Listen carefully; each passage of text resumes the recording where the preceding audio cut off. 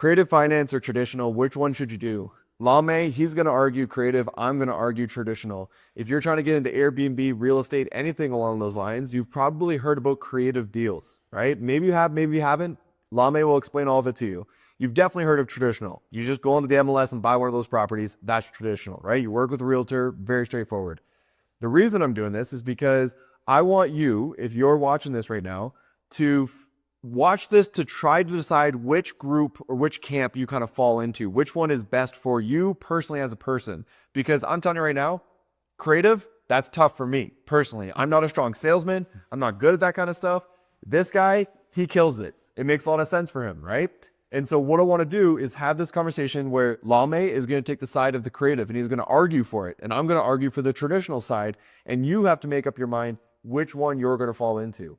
Now, it's going to be a pretty casual conversation, so let's lay back, sit down, kick back, how to go comfortable. Lame, give people an understanding of who you are, what you do, and what creative is. Make your argument for creative. Okay, so my name is Lame Kinikini. Many of you guys know me as, especially from the caster community, creative acquisitions into short-term rentals is where that term's coined.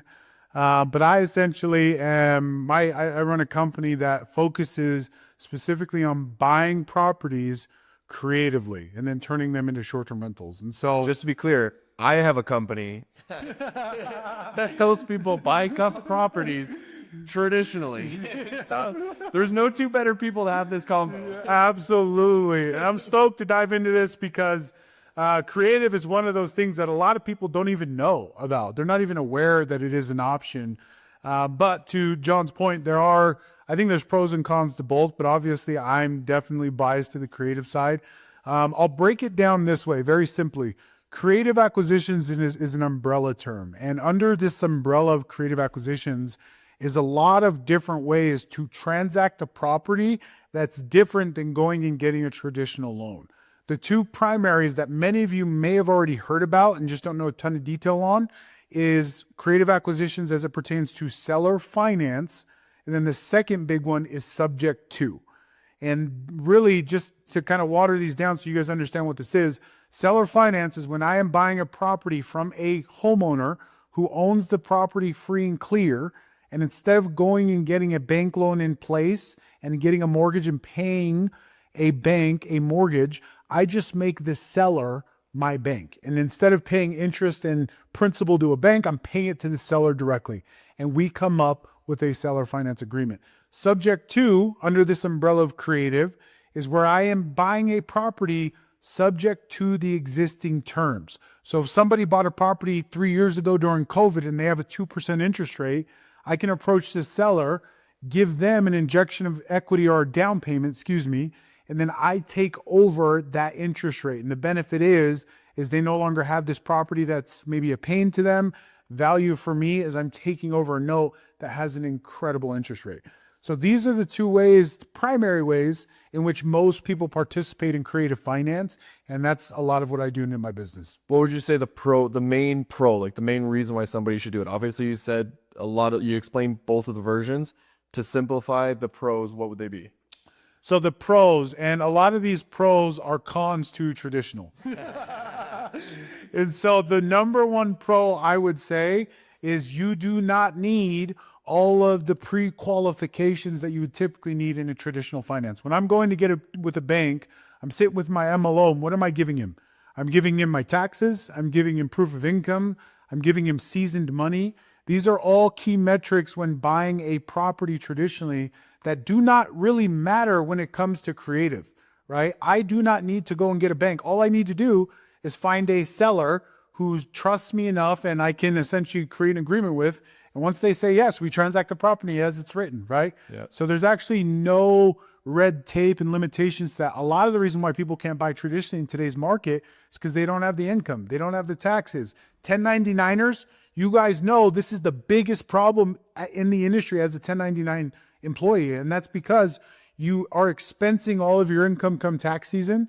And in doing so, you're paying no taxes, but you also don't qualify because you don't have income to show, right? None of that matters in creative. When you find a creative deal, you can transact as soon as both parties have agreed to a deal.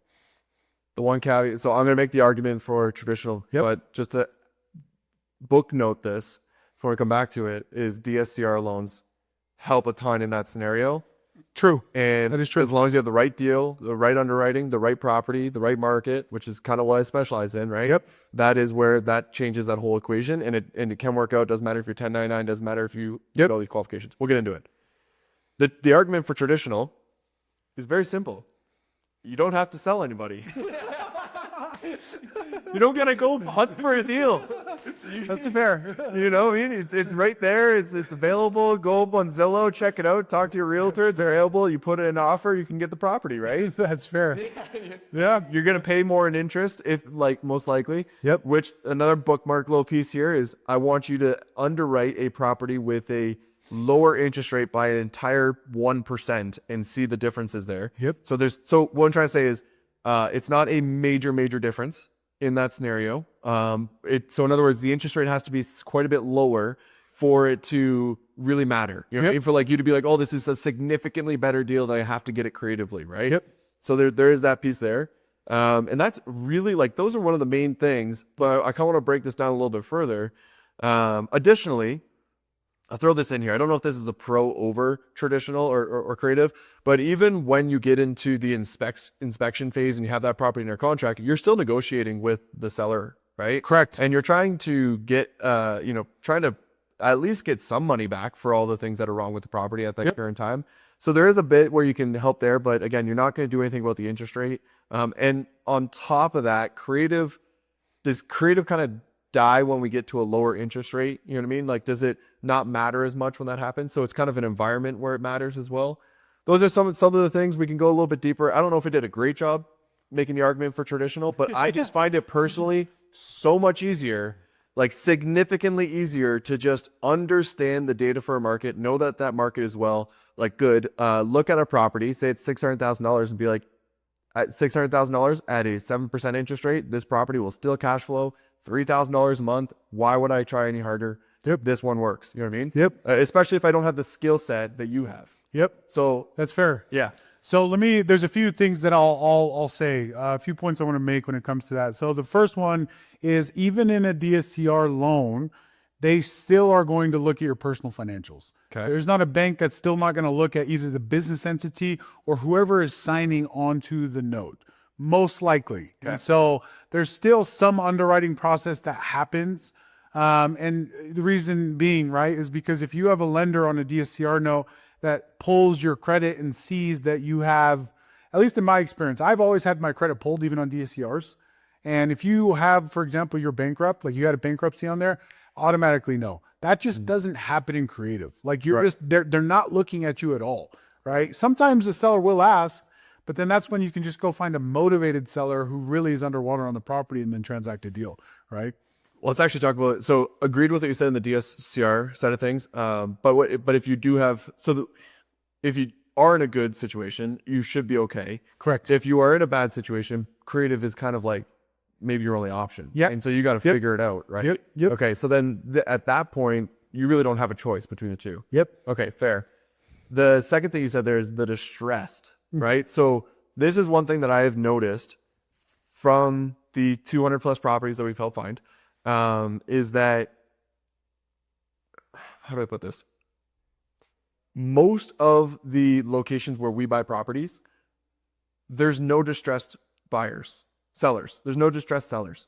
And you can make the argument for this, but majority of the time, what I have noticed is that the markets that I help advise people go towards, they're markets that are strong. Like they have good travel demand. They've got like a good economy to them. They're pretty awesome. And usually people that are within the area where you need to be, because on top of that, we're also hyper specific on location. Yep. And so in the spot where you want to be, there's no one who's really distressed because those properties are already a little bit harder to own. Yep. And so if I wanted to go creative in the spots where I believe work really well, you're not running into a lot of distressed people. Yep. So what's the situation in that case? That's a really good question. I'm glad you brought this up because this addresses a very important point in the creative space. There's often certain assumptions that come with a creative deal. One of those being is people often are miscategorizing what a distressed person looks like.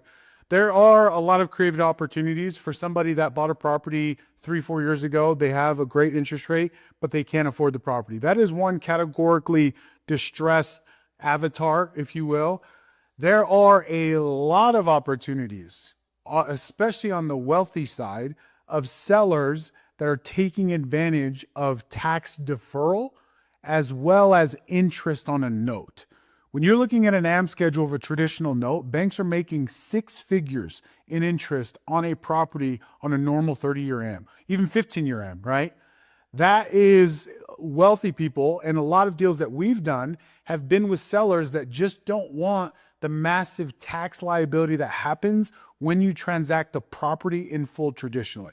Because when I go buy from a seller who, let's say, owns it free and clear or has significant equity, as soon as I get the bank note from the mortgage, from the loan, from the bank, they are seeing a huge taxable event take place. Right. That's why 1031 exists. That's why, them having to diversify capital gains depending on where they bought it and situation. Right. Those are all a problem. Taxes are your biggest liability when it comes to transacting real estate. One of the major benefits as a seasoned buyer that you can go to a seller with is the opportunity to present them with a big tax deferral to where you're breaking up that tax investment over years, and you're giving them major interest. They're making interest on their property now, and the wealthy understand this. They are making money with their money. Technically both. Correct. Yeah, exactly. So they're saving the taxes, they get the monthly payments, and they make interest. Now they're at the bank. And or I guess is what it would be. Yeah. And so unless, there's some where we've negotiated 0% interest rates. So. Okay. Yeah. Negotiated, keyword there. Sold. Okay, that's a hard thing to argue, right? So if you go into one of these areas, and like I said, I like to be in the areas that are a little bit nicer. I'm not talking like uber luxury by any means, but if I could find a place where it's well kept up, right? We all know what that means. Yep. Ideally, you're saying that you try and find somebody in that sort of situation. Yep. Well, and I'll give you a prime example. We just bought two. One property was $2 million, the other was 1.8. And these were already existing short-term rental operators, right? A few key things with this one. The first one is that he was operating it with a manager in place. So there was a 20% spread that was going to a management company on this property that he owned already as a short-term rental, right? When we negotiated the terms, as is, the property cash flows on the terms we negotiated. The reason it made sense for him and me was, one, I'm not giving a 20% spread because I'm managing it myself. Right. Self-manage it, it opens up the spread there. Yep. But then two, we were able to find this middle ground of a set mortgage that he is making monthly that makes sense for him to now get this headache off of his plate. Right. Does that make sense? Yeah. And so and this was a property that was doing $200,000 a year. Right. But $200,000 a year, as we all know as operators, after costs, after management fees, on $200,000, you're giving away close to $50,000 just on fees, not even counting expenses, just on management fees, right? Which is the dumbest thing you could do. Yep. Just to be clear. Yeah. But there's certain positions where it definitely makes sense to do. Yep. But the tiniest little legwork and $50,000 a year, you could pay somebody full year to take care of one Airbnb. 100%. Easy. Well, and mind you, this was a guy that is playing a different level. We're not talking about wealthy, right? This guy wanted to move some property. He didn't have the bandwidth to spend on this property because he's into commercial. Right. So, and there's a lot of opportunities. Again, when people think creative, you're often thinking, a lot of people assume in their mind goes to this distressed seller, which there is opportunity there. But there's a whole spectrum of the wealthy that creative does make sense for them. And therein lies the opportunity for you. I got one thing I want to say, but before I say that, do you find it easier to work with those people? Very. Okay. A lot. They're business minded, right? So, Honored. So they're there to make a deal. Those are the kind of people that you want to find more than anything. Yep. So then, which leads me to my next question of the bonus with traditional is you're not hunting for these deals. Yeah. You're just going online and you're finding the one that's for sale that meets all the requirements that you need, the pool, the bedroom count, the yard look, the views, whatever it is. And you're just and there's so many to pick from. Yep. And they're constantly coming online. Yep. And you're just going, I'm just going to wait till I get the absolute best property. That's the absolute best property. I'm buying it. Yep. Right? Whereas with creative, you got significantly less deals. You got to hunt for them and then you got to make them work. Yep. Right. So how do you find these deals? That's a really good question. And that is where I think a lot of people, again, often think that there is less. There's an assumption of creative deals that they're hard to find. Right. A lot of the deals that we find are on the MLS. It's just people that just like, didn't know it was Walk an someone option. through that. Well, you've told me that before, but like, what does it even mean? So there is in every market, and granted, what I will say, this is actually a pro for creative, but only because of the time frame and really the context of our market today. You tell High interest rates. Correct. Yeah. High interest rates allow for there to be a lot more hurt in the market because people can't move their properties. Therefore, there's a lot more people that are willing to have conversations about creative. Right. In traditional, once rates come down, it will get harder for creative. It will. Yeah. But to that end, in today's market, right? We'll post this in a couple of years. In today's market, I could literally go on the MLS. All I'm doing is I'm picking a very set criteria of houses, beds, square footage, of what I know works. I'm filtering to 90 days on market or more, and then I'm just going and I'm targeting and I'm calling everybody that has had their property on the MLS for longer than 90 days. And then you got to wait. You got to get the right person. Correct. Right. And a lot of it is just finding, and there's ways to find it, skip trace, all that. But you can look through. I find most of my deals through realtors. Granted, I will say most of my deals are killed through realtors. That is For sure. That is another thing that's hard, that creative. Like when you have a traditional deal, it's more or less cash, even if it's a loan, right? And so there's a lot, realtors, most of them understand that. But a lot of them aren't even educated on creative. So as soon as you start having that conversation, there's a lot of walls that come up. And I have my own opinion about that. I think realtors, most of them are idiots, right? I have my opinion on that too. And so, and I'm sorry those who are watching this that are a realtor, but the reality of it is there's too many that just don't. They're just after the paycheck. And if they understood a little bit more about how to transact real estate in different ways, they'd make more money. But that is a con to creative, is you are battling oftentimes ignorance in the marketplace in a lot of ways. This idea of battling to get to a deal, let's call it, right? And again, I'm taking the side of traditional. I'm not saying that I don't agree with creative whatsoever. I'm just saying I'm taking this side. If I'm thinking about this, I'm thinking about the absolute headache of just having to navigate, find the extra legwork you got to go through. And the argument on the other side is just simply saying yeah, but you can get the deal so much better, right? You're paying so much less in debt, or maybe you get the home a little bit cheaper. And so you do all this extra work up front, and then you essentially make that back on the deal, right? And I agree with all that, but I mean, the thing that always worries me about this, I'm a stickler, right? For the property has to fit the criteria. Otherwise, I'm not getting it. And this is, in my theory here, it's the longevity of Airbnb.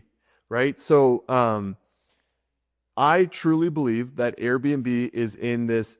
It's been evolving forever. Every single business evolves, but it's in this really crucial evolution piece where your property has to just be so much better to actually cash flow, to actually, make it worth it in today's environment, especially in specific markets. And so then therefore you have to get the property that can outperform. As an example, if I were to go into one market, there's this one market I know.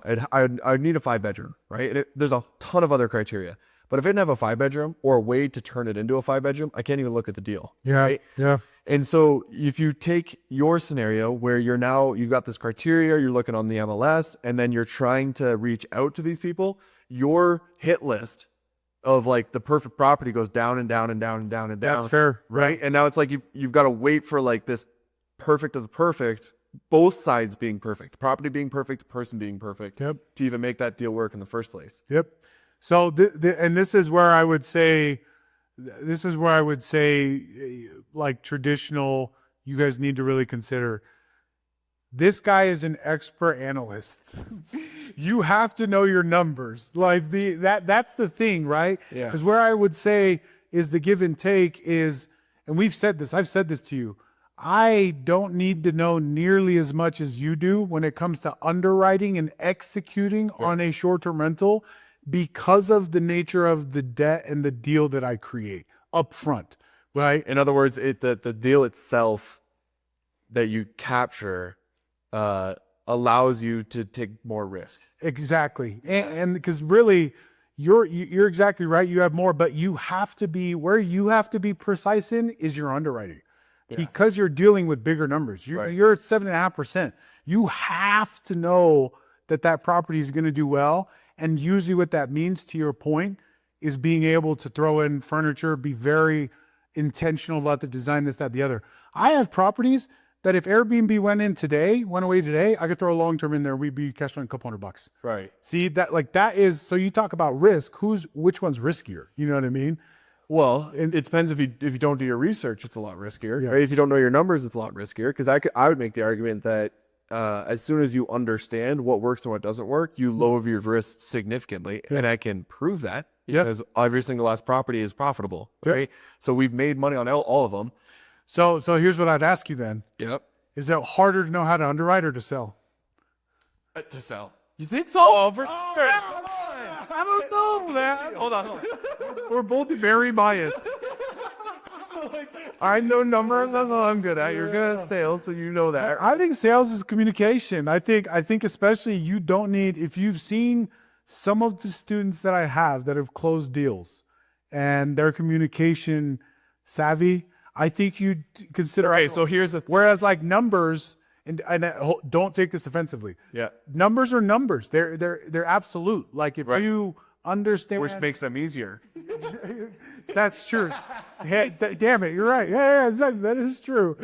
But I will say the market. My point being, the market is in favor of people that are hurting or that see benefit on the wealthy side to creative for tax purposes. And so to that end, you don't need to be Picasso to sell. It's really just communicating and being able to understand who you're talking to.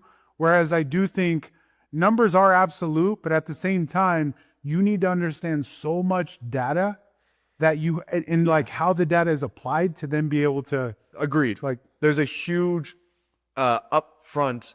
I was making the argument about all the upfront work. Yeah. Find the deal. Now I'm making the argument about upfront We've stuff. both been like, all right, yeah, you're right. Yeah, exactly. Well, because that's the idea. But at the same time, we're trying to break this down, right? Because on my end, I mean, I've studied these markets an insane amount, right? An insane amount. I'm lucky enough and fortunate enough to be able to have done it all day, every day for like 2 years straight. Yeah. And I still get to do it. I just have now people who help me with it. Yeah. But I've put in so much work that I've been able to discover so many different areas across America. Now, other people don't need to do that. They don't need to do it at that level, right? We've done 200 plus properties. You're trying to do one. So you're trying to understand one market and you're trying to break down that one market and make sense of that one market. Yeah, you want to make sure you understand the difference between good data and bad data. You want to make sure you understand what your competition is doing right and what they're doing wrong. You want to see, if there's any sort of, you know what? I think I've been overcomplicating it. I'm just going to break it down for a second because you're trying to say it's a lot about front work, but I think about this so much, and I don't think it's that much.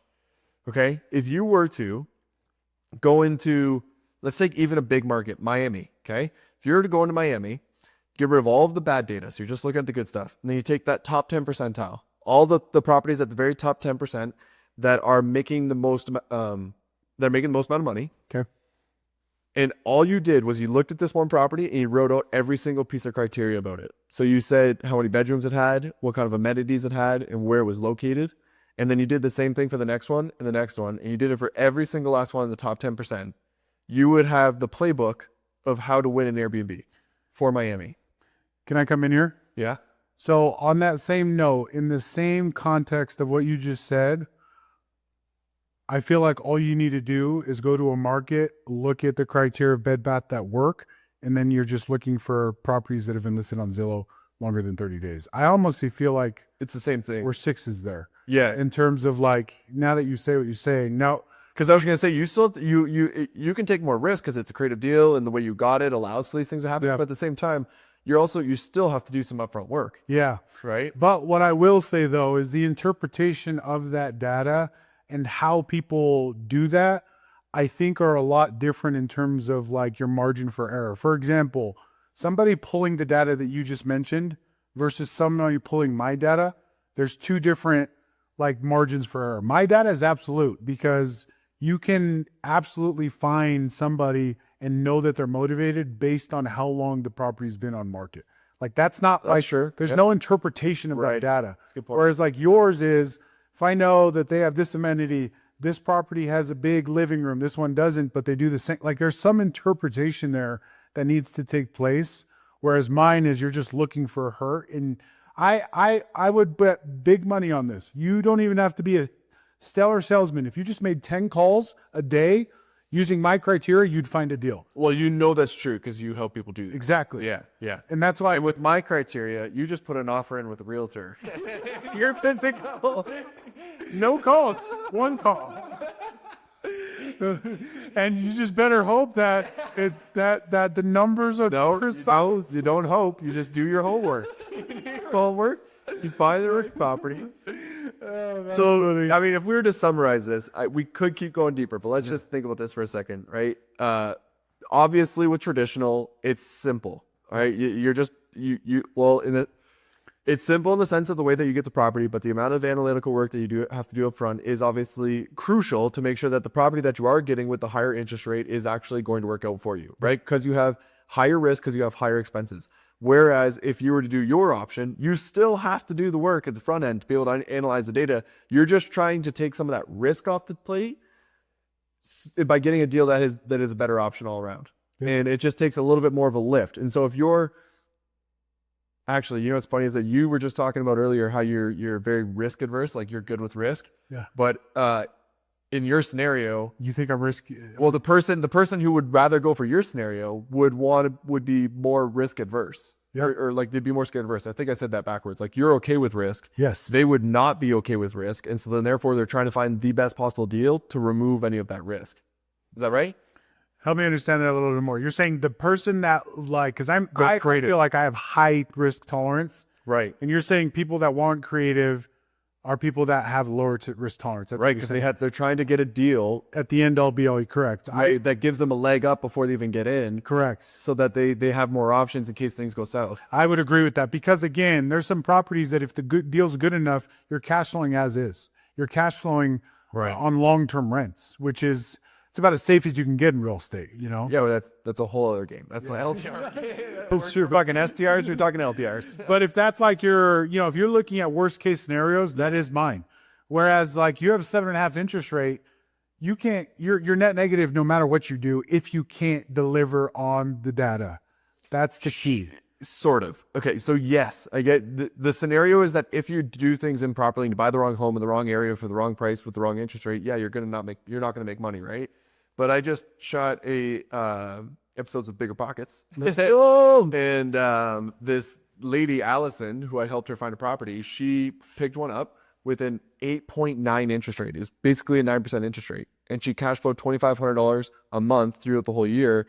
And she had a $6,000 bill at the end of the year for plumbing, right? And so if she didn't have that, she would have made $3,000. And the reason I'm saying this is that if you do the work properly of understanding where to go, where not to go, you can actually create such a large cushion of cash flow. Cash flow to me is a cushion. Yeah. And the more cash flow you have, the more resilient that property is to the downturn, right? That eventually will come. That's the entire strategy is, we're going to hit a downturn. When the downturn happens, I have such strong cash flow that when it comes down, my property can lose $30,000 a year and I'll still break even and I'm not losing money, right? And then next year when things pick back up, I'll go right back up and I'll still be cash flowing. Or I'll refinance my interest rate when that time comes and now go from a 9 down to a 5, right? Yeah. If the market happens like that. And now my property can lose, $45,000 for the year from what it did the year prior and I'm still going to break even, right? Yeah. So I guess, with traditional, if you are going to do it, you do have to do a lot of legwork up front to analyze everything to make it work. I would still make the strong argument that you should do the exact same amount of data analytics for your side. It's just that yours allows for a bit better of a cushion in comparison and maybe some more options. I mean, just, Alice, if you're watching this, if you just had 2 points, lower on a creative deal, you could double your cash flow. So he's not wrong. You would have got to work a lot harder to get that property. I don't know. Did you talk to him about creatives? That's true.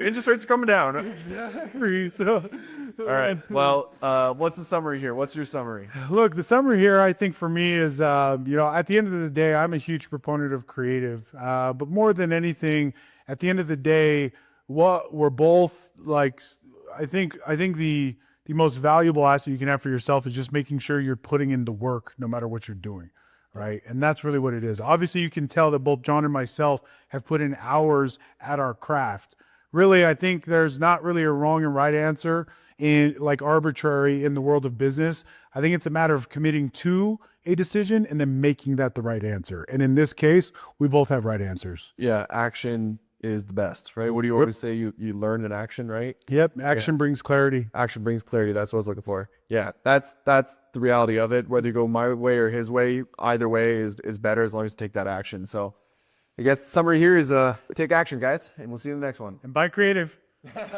Or traditional. Let's go, Pooh. All right. Yeah, that was solid.